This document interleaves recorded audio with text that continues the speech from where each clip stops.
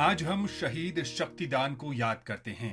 उनका जन्म 6 मई 1824 को जोधपुर में हुआ था। वो असब के जागीरदार के छोटे भाई थे।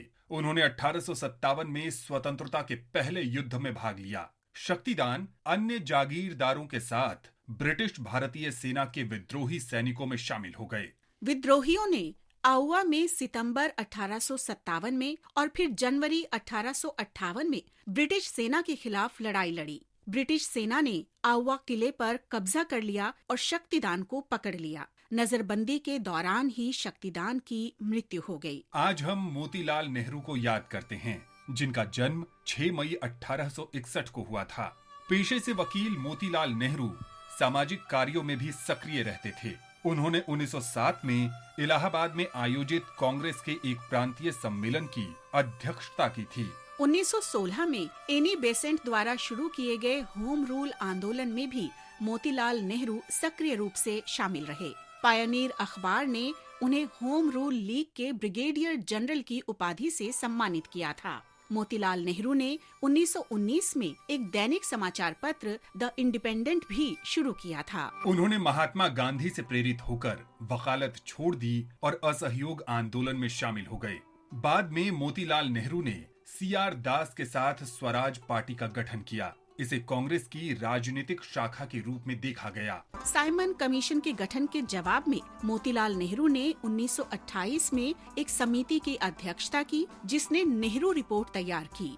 1930 में सविनय अवज्ञा आंदोलन के दौरान ही उन्होंने अपने निवास आनंद भवन को कांग्रेस पार्टी को मुख्यालय के रूप में उपयोग करने की अनुमति दे दी। अपने खराब स्वास्थ्य के बावजूद मोतीलाल नेहरू गांधी जी के नमक सत्याग्रह का समर्थन करने के लिए गुजरात गए। उन्हें कुछ महीनों के लिए जेल में डाल दिया गया था, लेकिन खराब स्वास्थ्य के कारण उन्हें रिहा कर दिया गया। इसके कुछ महीने बाद 6 फरवरी 1931 को मोतीलाल नेहरू की मृत्यु हो गई। महान राष्ट्रवादी नेता मोतीलाल नेहरू को श्रद्धांजलि अर्पित करता है। हम प्रसिद्ध वकील और स्वाधीनता सेनानी भूला भाई देसाई को भी याद करते हैं, जिनका 6 मई 1946 को निधन हो गया था। गुजरात के वलसाड में जन्मे भूला भाई ने अपनी शिक्षा मुंबई से पूरी की। एक सफल वकील भूला भाई लोगों को स्वराज के बारे में शिक्षित करने के लिए एनी बेसेंट की Akhil Bharatiya home rule league में शामिल हो गए थे। उन्होंने 1928 में बारडोली सत्याग्रह के बाद ब्रिटिश सरकार द्वारा की गई जांच में गुजरात के किसानों का प्रतिनिधित्व किया। इसी दौरान भूला भाई भारतीय राष्ट्रीय कांग्रेस के संपर्क में आए।